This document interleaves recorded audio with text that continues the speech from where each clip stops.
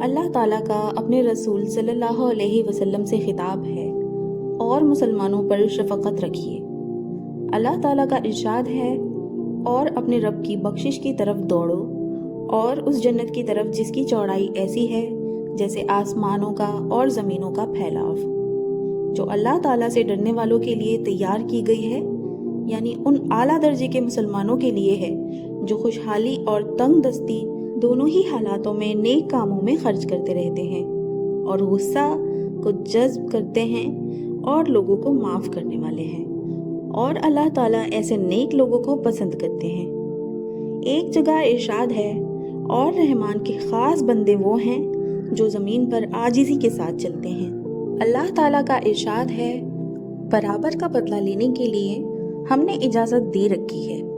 برائی کا بدلہ تو اسی طرح کی برائی ہے، لیکن اس کے باوجود جو شخص درگزر کرے اور باہمی معاملہ کرے، اصلاح لے، جس سے دشمنی ختم ہو جائے اور دوستی ہو جائے کہ یہ معافی سے بھی بڑھ کر ہے، تو اس کا ثواب اللہ تعالیٰ کے ذمے ہے، اور جو بدلہ لینے میں زیادتی کرنے لگے تو سن لے کہ واقعی اللہ تعالیٰ ظالموں کو پسند نہیں کرتے۔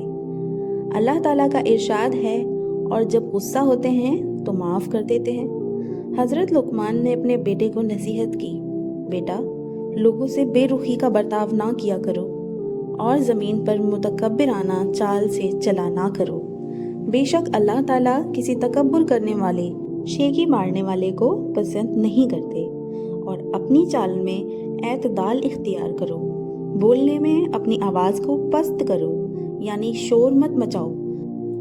اگر اونچی آواز سے بولنا ہی کوئی کمال ہوتا تو گدھے کی آواز اچھی ہوتی،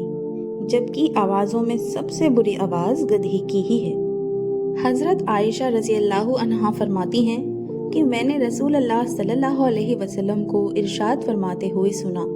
مومن اچھے اخلاق کی وجہ سے روزہ رکھنے والے اور رات بھر عبادت کرنے والے کے درجے کو حاصل کر لیتا ہے۔ حضرت ابو ہریرہ رضی اللہ عنہ روایت کرتے ہیں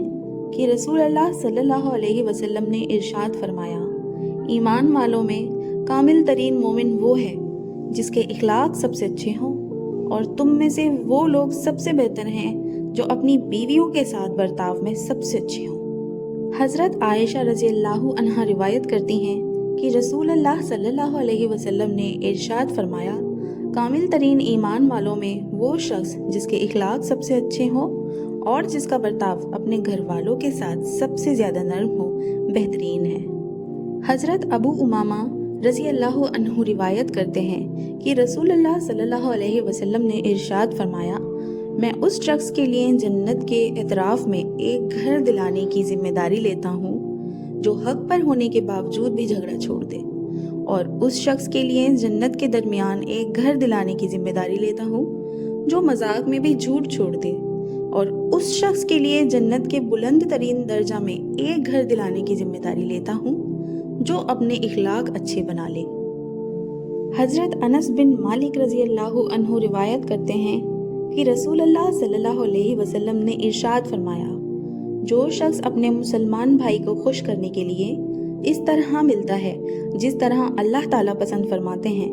مثلاً خندہ پیشانی کے ساتھ، تو اللہ تعالیٰ قیامت کے دن اسے خوش کر دیں گے۔ حضرت ابو درداء رضی اللہ عنہ سے روایت ہے کہ نبی کریم صلی اللہ علیہ وسلم نے ارشاد فرمایا، قیامت کے دن مومن کے ترازو میں اچھے اخلاق سے زیادہ بھاری کوئی چیز نہیں ہوگی۔ حضرت معاذ بن جبل رضی اللہ عنہ سے روایت ہے کہ آخری نصیحت جو رسول اللہ صلی اللہ علیہ وسلم نے مجھے فرمائی جس وقت میں نے اپنا پاؤں رقاب میں رکھ لیا تھا، وہ یہ تھی، معاذ، اپنے اخلاق کو لوگوں کے لیے اچھا بناؤ۔ حضرت مالک رحمۃ اللہ علیہ فرماتے ہیں کہ مجھے یہ حدیث پہنچی ہے کہ آپ صلی اللہ علیہ وسلم نے ارشاد فرمایا، میں اچھے اخلاق کو مکمل کرنے کے لیے بھیجا گیا ہوں۔ حضرت جابر رضی اللہ عنہ سے روایت ہے، رسول اللہ صلی اللہ علیہ وسلم نے ارشاد فرمایا، تم سب میں سب سے زیادہ محبوب قیامت کے دن میرے سب سے قریب وہ لوگ ہوں گے جن کے اخلاق زیادہ اچھے ہوں گے۔ حضرت عبداللہ بن مسعود رضی اللہ عنہ روایت کرتے ہیں کہ رسول اللہ صلی اللہ علیہ وسلم نے ارشاد فرمایا کیا تمہیں نہ بتاؤں کہ وہ شخص کون ہے جو آگ پر حرام ہوگا اور جس پر آگ حرام ہوگی؟ سنو، میں بتاتا ہوں۔ دوزخ کی آگ حرام ہے ہر ایسے شخص پر جو لوگوں کے قریب ہونے والا، نہایت نرم مزاج اور نرم طبیعت ہو۔ لوگوں کے قریب ہونے سے مراد وہ شخص ہے جو نرم خوئی کی وجہ سے لوگوں میں خوب ملتا جلتا ہو اور لوگ بھی اس کی اچھی خصلت کی وجہ سے اس سے بے تکلف محبت سے ملتے ہوں۔ حضرت عمر رضی اللہ عنہ فرماتے ہیں کہ میں نے رسول اللہ صلی اللہ علیہ وسلم کو یہ ارشاد فرماتے ہوئے سنا، جو اللہ تعالیٰ کی رضا حاصل کرنے کے لیے تواضع کو اختیار کرتا ہے، اللہ تعالیٰ اس کو بلند فرماتے ہیں، جس کا نتیجہ یہ ہوتا ہے کہ وہ اپنے خیال اور اپنی نگاہ میں تو چھوٹا ہوتا ہے لیکن لوگوں کی نگاہ میں بہت اونچا ہوتا ہے، اور جو تکبر کرتا ہے اللہ تعالیٰ اس کو گرا دیتے ہیں، جس کا نتیجہ یہ ہوتا ہے کہ وہ لوگوں کی نگاہ میں تو چھوٹا ہوتا ہے اگرچہ خود کے خیال میں بڑا ہوتا ہے، لیکن دوسروں کی نظر میں وہ کتے خنزیر سے بھی زیادہ ذلیل ہو جاتا ہے۔ اسی طرح حضرت عبداللہ رضی اللہ عنہ سے روایت ہے کہ نبی کریم رسول اللہ صلی اللہ علیہ وسلم نے ارشاد فرمایا، وہ شخص جنت میں نہیں جائے گا جس کے دل میں ذرہ برابر بھی تکبر ہو۔ حضرت انس رضی اللہ عنہ سے روایت ہے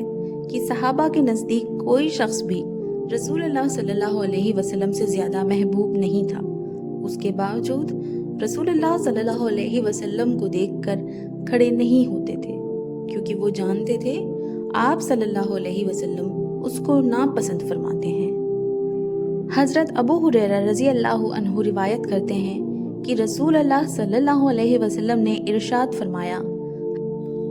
حضرت موسیٰ بن عمران علیہ السلام نے اللہ تعالیٰ کی بارگاہ میں عرض کیا، اے میرے رب، آپ کے بندوں میں آپ کے نزدیک زیادہ عزت والا کون ہے؟ اللہ تعالیٰ نے ارشاد فرمایا،